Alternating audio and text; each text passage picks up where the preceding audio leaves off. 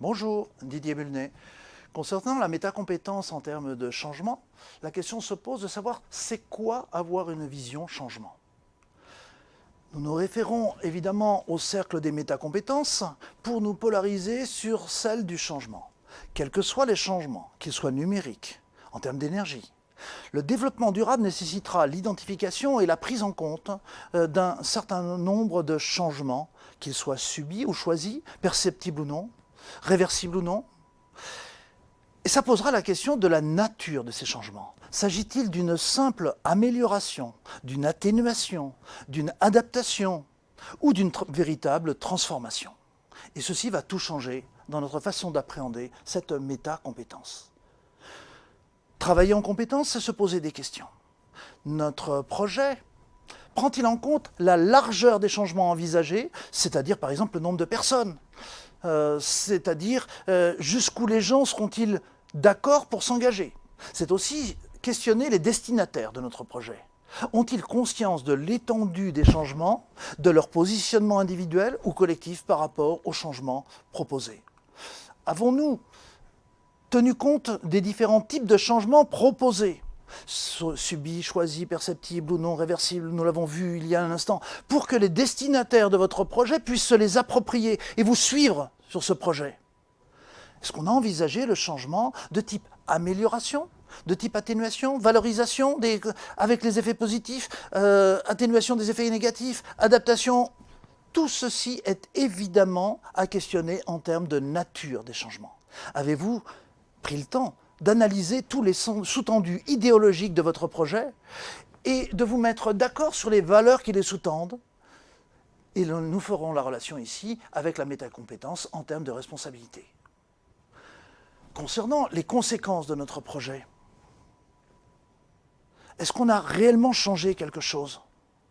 Est-ce que ça aura réellement eu un impact? Avons-nous pu identifier et prendre en compte à la fois les freins et les leviers qui nous permettent de changer? Quelles sont les finalités de notre projet? Y a-t-il des dérives comportementalistes ou autres?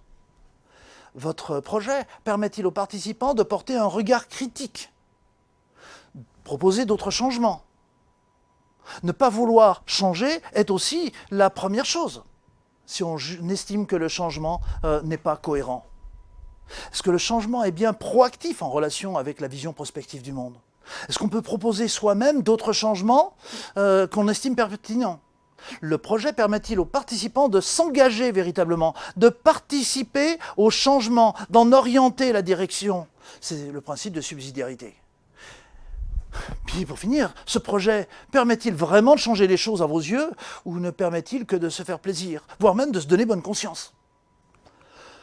Pour analyser ces questions-là, nous allons faire le lien évidemment entre métacompétences, changement, les compétences qui en découlent, que nous allons prendre une par une, sachant que les compétences présentées ici ne sont pas exhaustives. Concernant la largeur des changements, nous nous posons la question de savoir combien de personnes sont au final concernées par le changement proposé. Quelle est la nature des personnes mobilisées? Sont-elles déjà sensibilisées ou faut-il les engager véritablement? Sont-elles réactives ou pas? La mobilisation autour du changement est aussi une question. La diversité des changements proposés est très importante.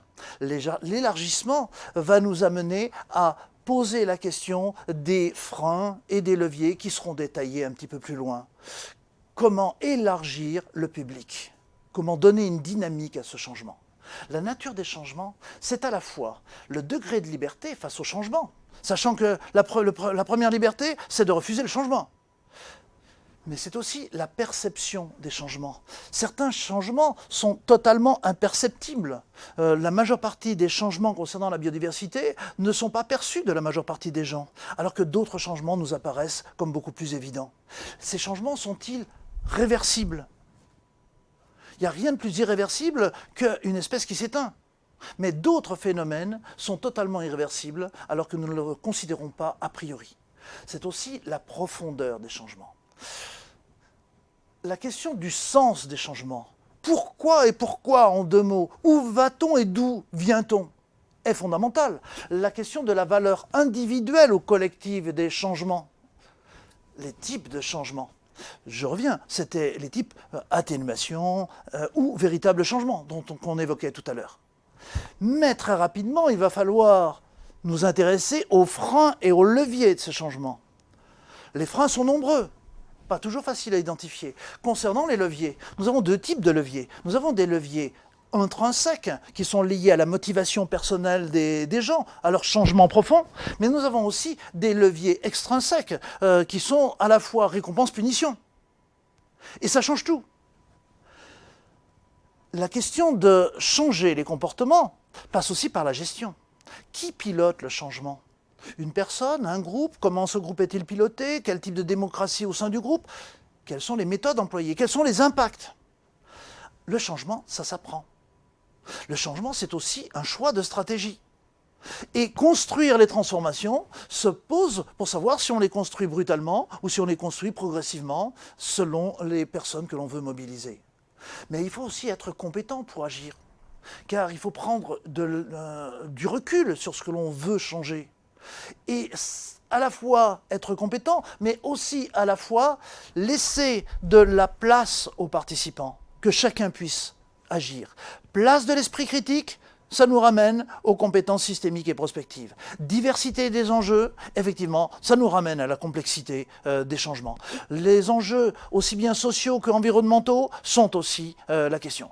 Et bien sûr, cela engage notre responsabilité, puisque de fait, le changement n'est qu'un moyen et pas un but.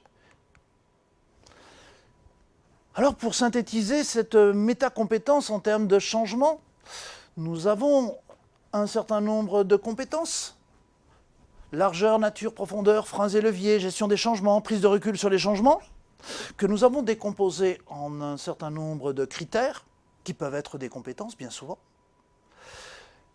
qui seront ultérieurement décomposés en indicateurs à 4 niveaux d'apprentissage, mais ça fera l'objet d'une autre capsule un peu plus tard. Alors, s'agit-il d'une macro-compétence ou d'une méta-compétence? Je reviens sur cette question-là. C'est bien une macro-compétence puisqu'elle est constituée d'un certain nombre de compétences présentées ici de façon non exhaustive. Mais c'est aussi une métacompétence, car dès l'instant où on a appliqué cette métacompétence changement, toutes les autres compétences, qu'il s'agisse de vision systémique, de vision prospective, qu'il s'agisse de changements individuels ou collectifs, ou d'exercice de la responsabilité, en sont elles aussi totalement modulées. Je vous remercie de votre attention. Et puis nous allons envisager la suite des métacompétences ultérieurement avec les compétences individuelles et collectives et en termes de responsabilité. Si vous voulez consulter cette vidéo, elle est sur la chaîne YouTube ici.